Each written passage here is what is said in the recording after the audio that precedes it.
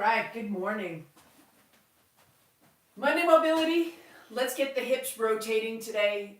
Definitely the thoracic spine, and through it all, we'll hit the ankles as well. So remember, the three key areas of mobility in the body: the ankles, the hips, the thoracic spine. These are the areas that through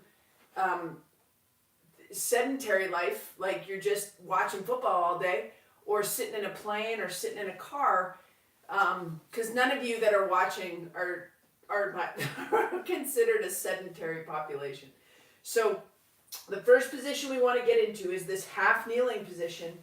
Put the feet and make sure that the fifth metatarsal, that little pinky toe, is on the ground, and you can see how we've got some good ankle motion there that for some of you is going to feel like a little bit intense.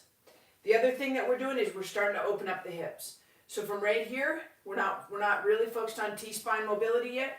We're just going to rock the hips to the back and then bring the hips right back to the front. 2, and just start paying attention to this inner thigh muscle, these group of muscles we call adductors, inner thighs. Good. 4, the tighter that is, 5, the less glute activation you will get. So tightness creates inhibition. All right, it creates lack of muscle function. Tightness shuts out the joint down. All right, right foot, fifth metatarsal on the ground. Just pay attention. Do you feel tension through your ankle when you get into this position? This is a beautiful position to be able to get in and out of. It shows good ankle mobility, right? Especially when the foot is straight. From right here, same thing. Hips to the back. The only piece of restriction I really feel when I go here is where I fell last week. I did that on Tuesday. I was running with the dog, and he got tangled up in his leash because he's a little crazy. Good. And so you start to realize that just a little scab like that can create webbing under the skin or within the skin that will create lack of mobility, will create immobility. The body will start to lay down fascia to protect itself. So there's definitely a little tightness there. So my thing will be to use a little bit of Vaseline to just keep it moist and allow the tissue to glide. All right, let's go back, same position, 5 reps. 1, 2, 3, 4. We don't need Mondays to be a big workout, right? You don't need to break a sweat on Monday. Most of the time, if I'm going to work or I'm going to play golf or I'm going to have coffee with a friend, you'll see me in clothes like this. A lot of times people push back on a training session because they need to dress for it. You can do mobility. Any one of the over 100 sessions of mobility, you can do it in your street clothes.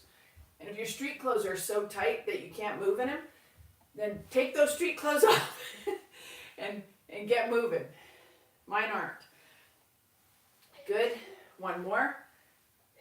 And good. All right, let's go back to the half kneeling position. I'm going to give you the side angle on this one because we want to keep pushing the hips back. We want to work that hip flexed position, right? So just keep pushing the hips back.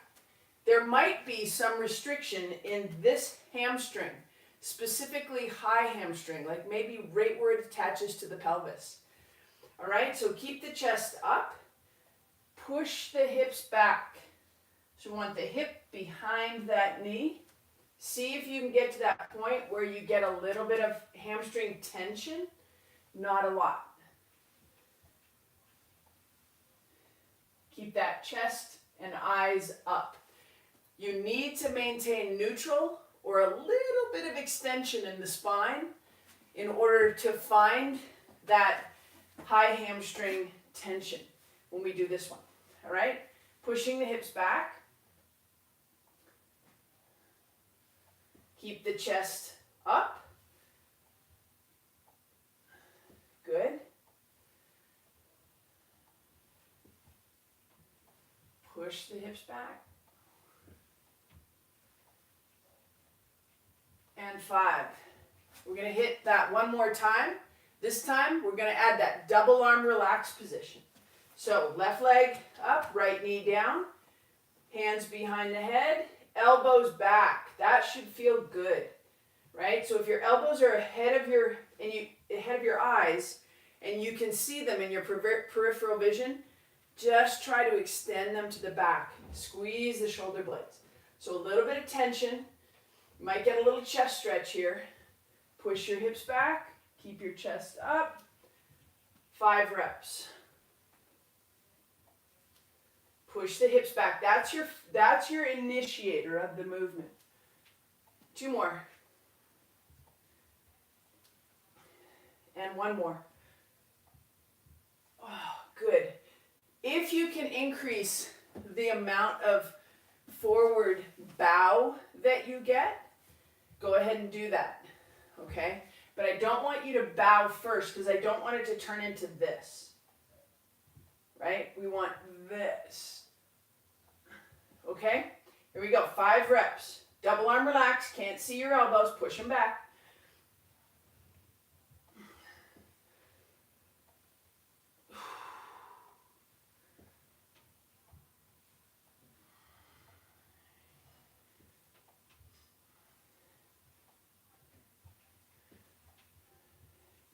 Elbows back, back, back, back, back.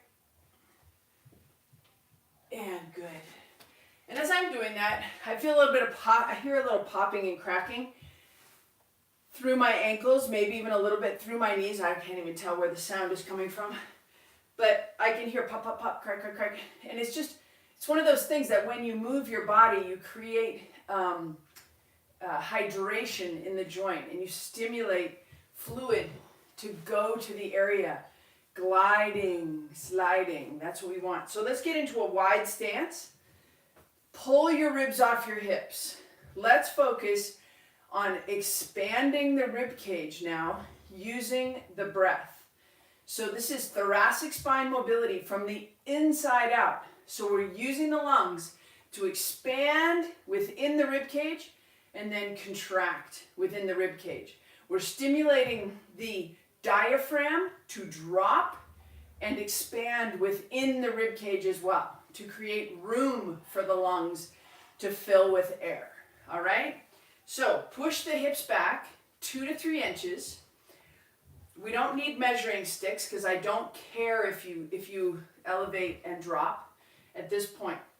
So let's put both hands into this position. Put them right on the top of your butt. Okay? Hips back. We're going to go in through the nose, fill the lungs, 3 breaths. Ready? Out through the mouth.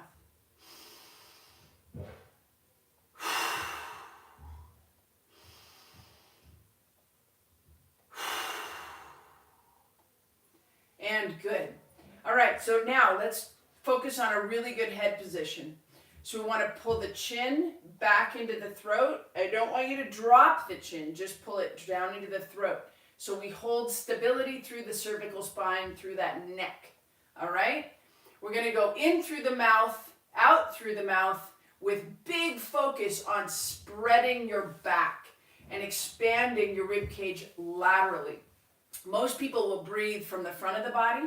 I want you to think about breathing into your back, making your back wide, without losing your posture, okay? So hands on the top of the butt, hips back just a little bit, in through the mouth, out through the mouth. Big breaths, 3 of them.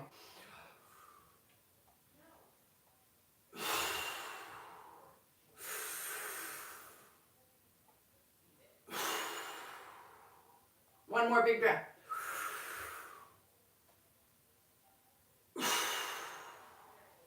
And good. All right, using the founder position from foundation training, let's push the hips back. We're going to scoop the hands to the front from the bottom. This is the opposite of the butterfly, okay? From the bottom, it's the underground butterfly. 1, push your hips back. You're loading that high hamstring. 2, keep going. We got 5 of them. Push your hips back way behind your heels. 3, 4, and 5. All right, let's put the toes. This is an anchored position. Heels outside of toes. Let's let the toes go outside of the heels now. So we're in an external rotated position. We've got 5 deep squats. So from right here, the knees can go out. Let's just get into that frog position, come right back. How easy you can get in and out of this position kind of matters. 2, you should be always able to get stuff off the ground without thinking about it. 3, but as we know, hard training and sedentary positions will inhibit your ability to get right there. 1 more time. Squat. Good. Let's go right back to a founder. Let's make it a little bit narrower. So we were in a double arm, or 2 times shoulder width. We'll go to 1.5 times shoulder width. Take a nice big breath, fill that ribs with air. We're going into that founder. Push the hips back. 2, 3, 4, and 5. And let's go right back to the squat. We can make it even wider. So let's go wider on the squat than last time. Turn the toes out. 1, 2, 3, 4, and 5. All right, good. Let's get right back down onto one knee. We've already been into this position. Then we added the arms, went into that position. Now we're going to add rotation, all right? We started with this just a little bit last week. We're going to go half kneeling position, double arm relax, push the hips back. Let's everybody get onto your right knee so that the cueing is accurate for you, all right? Right knee down, left knee up. We're going to take the right elbow, push the hips back, and touch the left knee, okay? We have 5 of those, so it's the same thing. Initiate the movement with your hips back. 2, push your hips back. 3,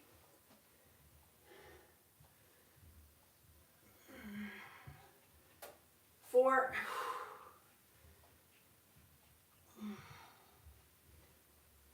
and 5. All right? Right leg in front of left. This time, first position is to get the elbows where you cannot see them with your peripheral vision. Push the hips back. 1,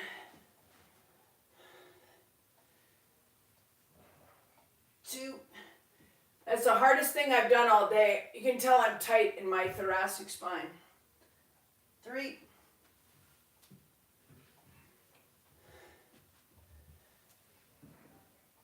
4, and 5. All right. I start all as a coach, as a strength coach, and a movement specialist. People come in. I will put them through a series of movements. They will show me through those movements what we need to do at least in the first part of the session. So what I would have learned from myself is we need to open up the thoracic spine more, get it moving more, and then we need to strengthen the thoracic spine. So if I'm moving well in my hips and I'm moving well in my ankles, I have no injuries, I'm looking to optimize performance, then you have to have this period of self-reflection, self-thought. What am I going to do next? If you are constantly struggling with thoracic spine mobility, then you need to strengthen, typically, that you need to enhance the motion of the upper back, and then you need to get after it and get strong with the upper back. And it typically is going to be done with a rotational strategy, because most of you guys are athletes. You're not just aesthetic, training to look good people, right? Those are the people I tend to attract, is people that want to climb mountains, run races, go skiing, go on bike trips. Those are usually my people. So my programming tends to work well for them. All right, so let's go right into this wide stance. Anchor your feet, and we're going to the ground. 10 fingertips to the ground, all the way back up. You want to hold that same really good posture. It's a hip hinge. 2, you shouldn't have a rounded back. Pull your shoulders back. We can do this without reaching for the ground by putting your hands on your butt. And we want to teach that hip hinge So we keep everything out of your spine.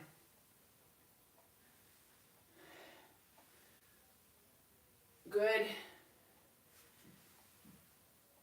Good. Let's go 5 more of those. If you did it with your hands on your butt last time, try to go for the ground a little bit, but maintain the integrity of your posture. Ready?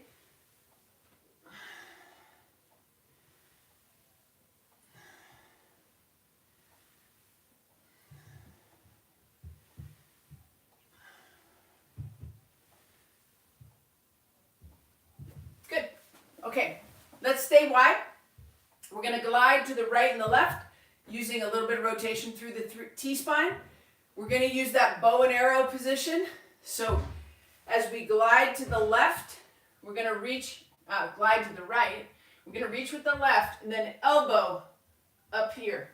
So as soon as you elbow right next to your ear, you're going to probably feel some tension in the adductor. Go with that. Work with that. Okay? Come back. Come back.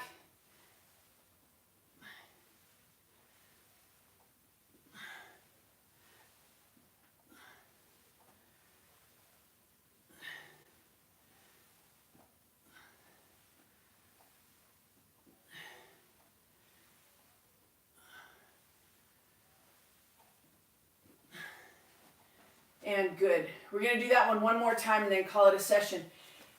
Ironman World Championships in Nice was yesterday night. Kind of, we're playing with a time change here from the US. Big congratulations to one of my athletes, Rudy von Berg. Rudy and I have been working together for 3 years. And ironically, and I'll write a story about it later, you know, his new sport coach has him training so much that my role with Rudy's prep into Nice was very little, but a lot of mobility, keeping Rudy working within his abilities. We did not lift a lot of weights going into that race. He's already very, very strong. So when you're working with athletes who are some of the best in the world, a lot of times we won't use a lot of weight. I mean, a lot of times we will. I mean, Taylor Knibb lifts a lot of weights. Rudy at this phase doesn't. But we did mobility all the time to keep him moving really, really well. That's so important. And just a tremendous 4th place finish. I hoped he had gotten on the podium. But it was not to be. Other men were stronger on the day too, but I know he sees that he belongs and there's championships coming his way. Good. 110. This reminds me of Rudy because what he'll do is he'll go, ah, and he'll stop right there. And then by the end of the session, we'll get him all the way to the ground. Measuring sticks within our own bodies are very, very important. We don't want to, you know, just because that is our stopping point on one day, we might go away, we might do some foam rolling, we might use the massage gun, we might just go do some easy running and skipping, different kinds of movements to get us in that position, and then you come back to it, and all of a sudden, it's much easier to get into that position. I hope you have an amazing week. We've got 4 weeks to the Kona World Championships for the ladies. We'll see how that gets going, but if you're preparing for that and you're doing this, let me know. I'd love to help support you through the journey for the last lead up into the race. Talk soon. Have a good week.